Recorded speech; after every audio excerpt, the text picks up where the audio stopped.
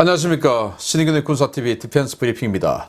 자, 러시아의 우크라이나 침공으로 전 세계가 지금 깜놀하고 있는데, 특히 불과 70년 전만 하더라도 세계에서 가장 강한 군대를 운영했던 독일, 지금 완전히 군대 그냥 폭망했죠.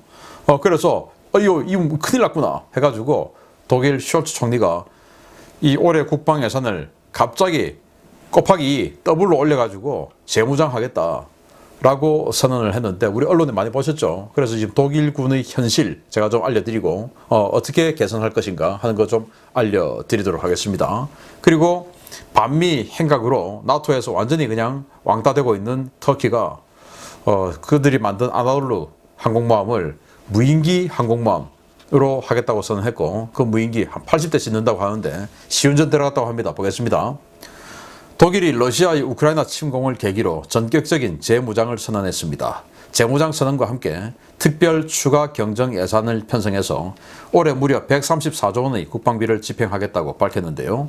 여기서 F-35 도입이 확정되어 프랑스와의 전투기 공동 개발이 사실상 날아갈 것으로 보인다는 소식입니다. 독일이 2차 세계대전 종전 이후 처음으로 전격적인 재무장을 선언하며 올해부터 대규모 예산을 편성해 독일 연방군에 대한 전면적인 재정비에 들어갔다고 올라프 숄츠 독일 총리가 현지 시각 2월 27일 밝혔습니다. 숄츠 총리는 이날 의회 연설에서 2022년 2월 24일이 유럽 대륙 역사에서 큰 전환점이 되었다라며 무력이 법치를 짓밟게 두지도, 푸틴이 시침을 19세기 강대국 힘의 논리 시절도 되돌리게 하지도, 또 전쟁광의 활동을 그냥 두지도 않겠다며 이를 위해 독일군을 재무장시키겠다고 선언했습니다.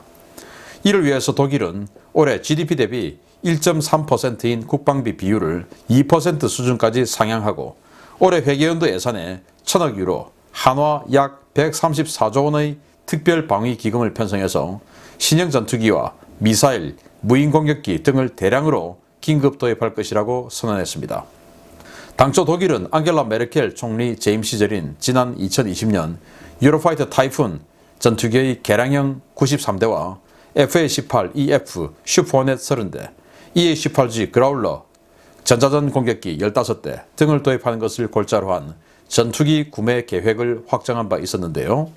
이번 숄츠 총리의 조치에 따라서 30대의 슈퍼호넷 물량은 전량 F-35A로 전환이 결정되었고, 나머지 93대 물량 유로파이터 역시 개발에 상당한 비용과 시간이 예상되는 트렌치5, 이른바 유로파이터 롱텀 에볼루션 대신 F-35로 대체하는 방안에 대한 본격적인 검토가 시작되었습니다. 이 같은 발표 직후에 F-35를 생산하는 록히드 마틴의 주가는 폭등세를 하고 있는데요.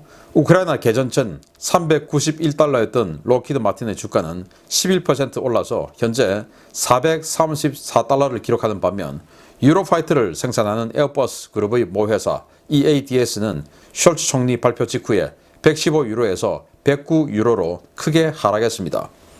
항공 전문가들은 토드 월터스 나토 사령관이 상호 운용성 문제를 제기하며 프랑스, 독일 주도의 FCAS 프로그램에 거부감을 내비쳐온 만큼 독일의 이번 결정으로 FCAS 프로그램이 상당한 타격을 받을 것으로 내다보고 있는데요.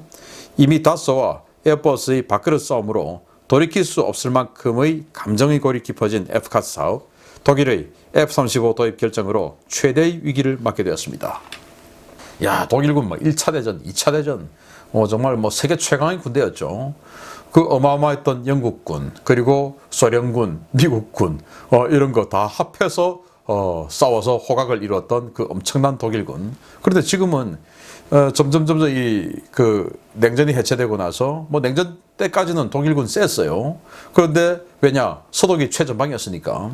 그런데 냉전 해체되고 나서 동독이 통일이 되었고, 그래서 서독으로 들어왔고 이제 독일이 되었죠. 그리고는 독일 동쪽에, 즉 그들의 적이라고 할 수 있는 러시아, 벨라루스 이 지역에 폴란드가 들어와 버렸죠. 그래서 폴란드라는 완충구역이 있으니까 이제 안보 정신이 해이해진 겁니다.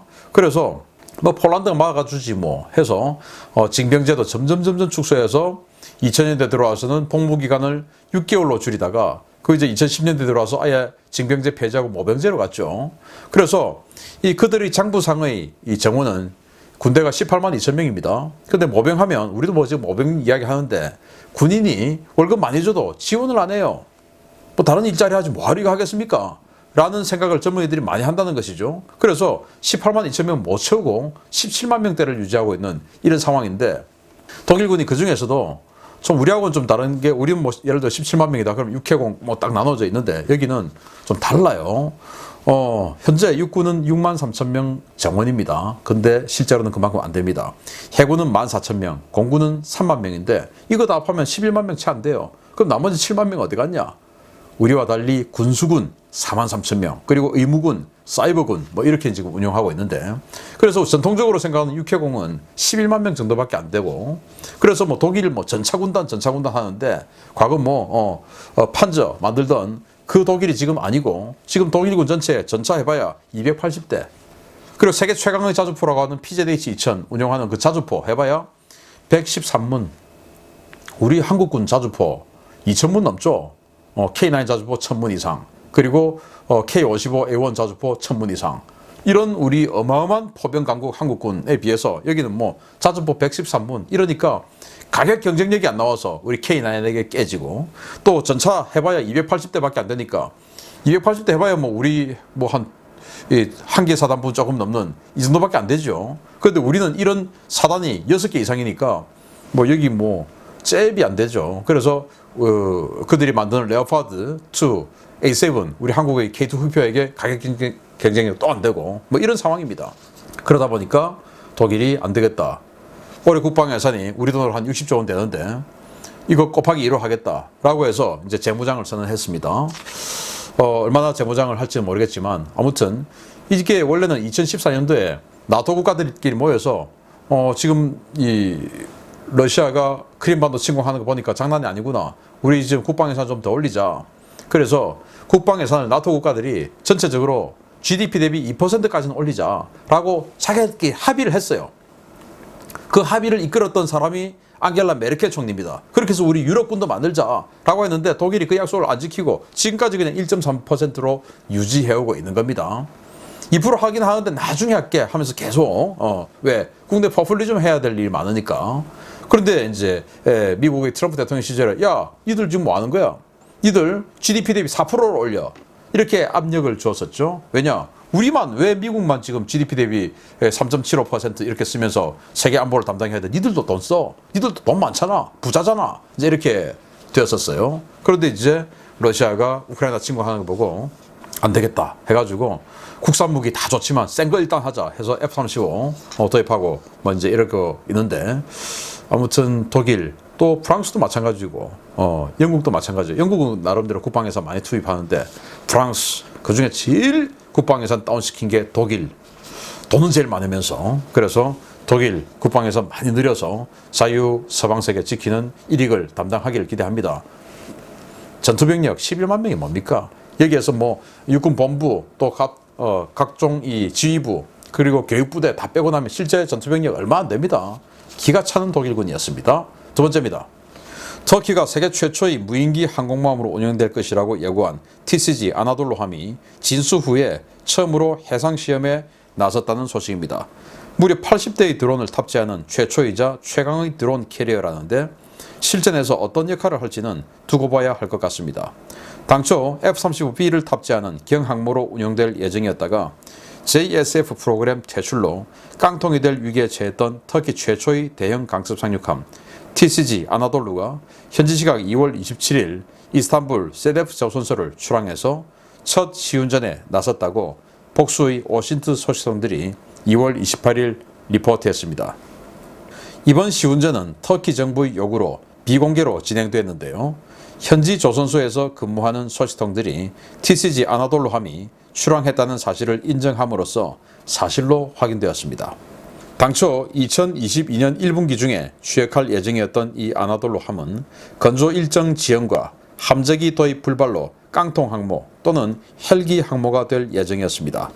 그러나 지난해 바이락타르사가 TB3 무인 전투기 탑재를 제안하면서 상황은 급반전되었고 터키 국방부는 TCG 아나돌루함에 단거리 사출 장치와 어레스팅 기어를 설치하는 개량 공사를 올해 중에 완료하고 내년부터 TB3 무인기를 운용하는 드론 캐리어로 함대에 배치한다는 계획을 밝힌 바 있습니다.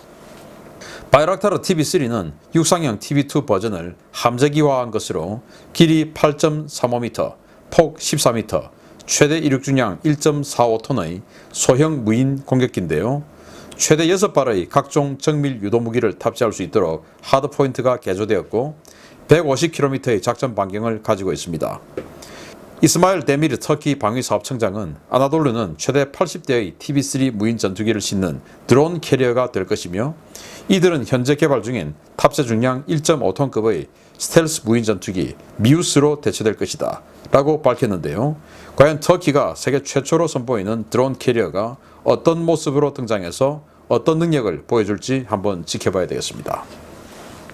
괜히 그 러시아제 S-400 지대공 미사일 사는 바람에 미국에게 F-35 프로그램에서 퇴출당하고, 그래서 여기 원래 F-35B 실어야 되는데 짓지도 못하고 지금까지 이러고 있다가 또 짓다가 또 불도 나고 그래서 다시 짓고, 그래서 이제 지금 원래는 전력화돼야 되는데 이제 지금 시운전 나선 겁니다.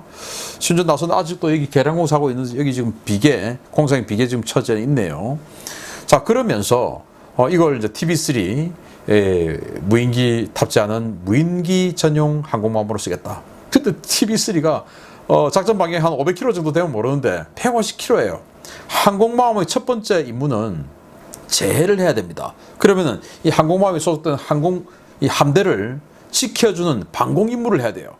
그러면은 적의 대한 미사일보다 더 멀리, 사거리보다 더 멀리 날아가서 적함을 때릴 수 있는 능력이 있어야 되는데 150km면 요즘 뭐 대한 미사일 뭐 전부 200km, 300km 해야 되는데 아무 의미가 없는 것이죠. 이번 우크라이나 전쟁 때문에 지금 우크라이나가 터키에서 사간 TB2 바이락타르 그 무인기가 러시아 전차 때리고 하는 거 지금 우리 계속 보고 있는데 그 TB2의 해상형이다, 이렇게 보시면 돼요. 그 바이락타르사가 지금 이 터키 에르도안 대통령의 사돈이죠. 사돈이 사장이고 그 기술 이사가 사위예요. 뭐 그러다 보니까 지금 이 터키 정부하고 아주 뭔가 관계가 돈독합니다. 뭐 전경유착인가요? 아무튼 그렇습니다. 이렇게 해서 정말 미국하고 관계가 그렇게 되는 바람에 애매한 그런 이 무인기 모함이 되어가고 있는데, 앞으로 미우스는 또 뭐 생긴 거는 뭐 그럴싸하게 생겼지만 그것도 결국은 통제를 하려면은 위성하고 이런 게 있어야 되는데 터키가 이 흑해 또는 뭐 지중해를 아우를 수 있는 위성이 없잖아요. 뭐 사실 뭐 꽝이죠. 그러면은 정말 안타까운 터키입니다. 다시 돌아와라 터키, 나토로 마치겠습니다. 감사합니다.